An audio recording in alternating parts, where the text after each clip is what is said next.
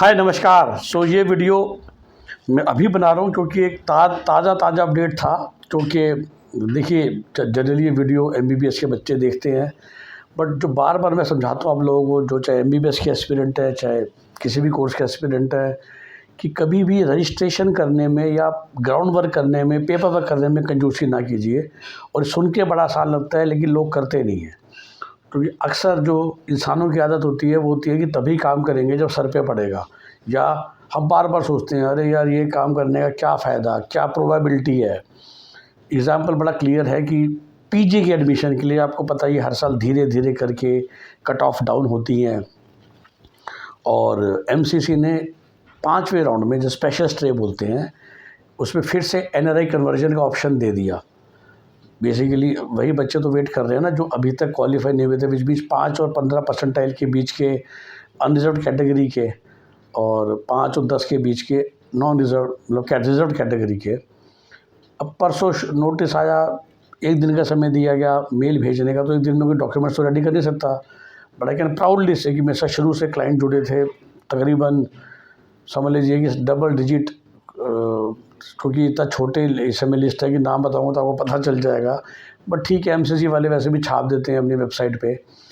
तो अभी तक हम जुड़े हुए थे। फाइनल 5 राउंड में आके जब कट ऑफ लोअर हुई है तो उनका चांस बना है बच्चे का, जिसके 12 परसेंटाइल थे। बट मोस्ट इम्पॉर्टेंटली, चूँकि बच्चे के पास एक फ़र्स्ट ब्लड एनआरआई है, हमने 2.5 महीने पहले ही एनआरआई पेपर्स बनवा लिए थे। जबकि सोचिए क्या चांस था, क्या प्रोबेबिलिटी थी उस समय जब पहला राउंड स्टार्ट हुआ, सेकंड राउंड तक चल रहा है, कि बिल्कुल भाई कोई कट ऑफ गिरने के आसार नहीं थे। लेकिन हमने एनआरआई पेपर बनवाने की मेहनत करी, इंडिया में फैमिली ट्री बनवाया, बाहर वाले ने एनआरआई सर्टिफिकेट लिया, पेपर्स हमने रेडी करके रखे हुए थे, और उसी का नतीजा है कि हम अप्लाई कर पाए। और मुझे पूरे यकीन है कि सीट भी बहुत अच्छी अभी मिल जाएगी जब 12 तारीख को रिज़ल्ट आएगा।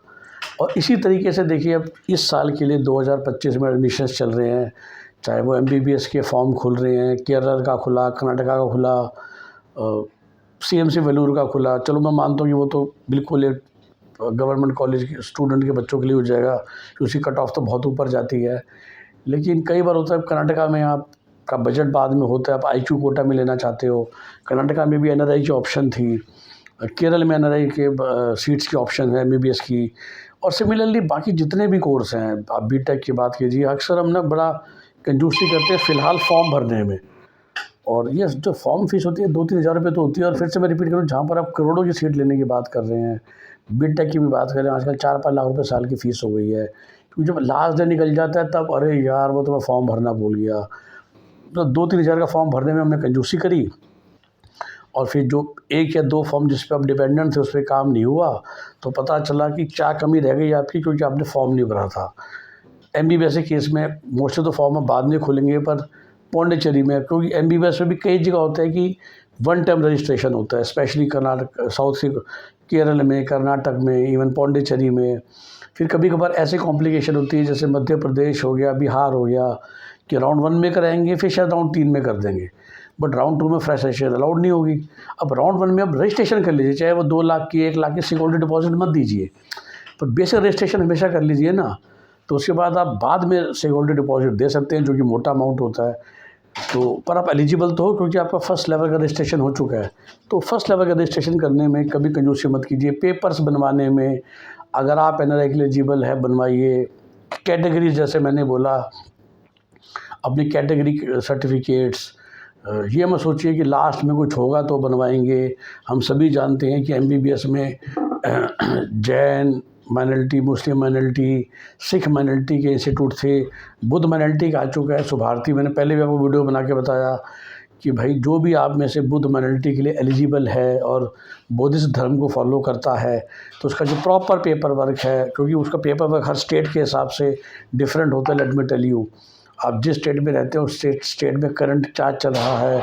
क्योंकि कई बच्चे ऐसे हैं जो वैसे मेरे पास फ़ोन आया कि सर हमने बुद्ध धर्म से इम्प्रेस होके हमने बुद्ध धर्म की दीक्षा तो ले ली, लेकिन हमारे पास बस एक सर्टिफिकेट है जो वहाँ से दिया गया था। उन्होंने तो बोला कि ठीक है जी, this certificate is good enough, लेकिन हर स्टेट का रूल अलग है। तो किसी स्टेट्स में आपको एक प्रॉपर प्रोसीजर फॉलो करना है, आपको न्यूज़पेपर में निकालना है या गजट नोटिफिकेशन में डालना है, तो various kind of paper work हैं।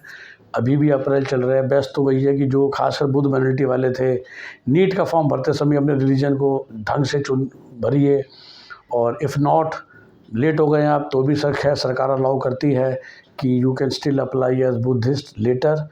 लेकिन अभी मार्च चल रहा है, जैसे मैंने कहा जो भी आपको पेपर वर्क करना है वो समय से कीजिए ताकि बाद में आपको दिक्कत ना हो। तो जितने भी इस तरह के 11th की मार्कशीट, कई बार बहुत होता है, अभी भी बच्चे से 11th की मार्कशीट नहीं है। कई काउंसलिंग्स हैं जहाँ पर 11th की मार्कशीट के बिना एडमिशन होगा ही नहीं और प्रॉपर मार्कशीट चाहिए, स्पेशली राजस्थान।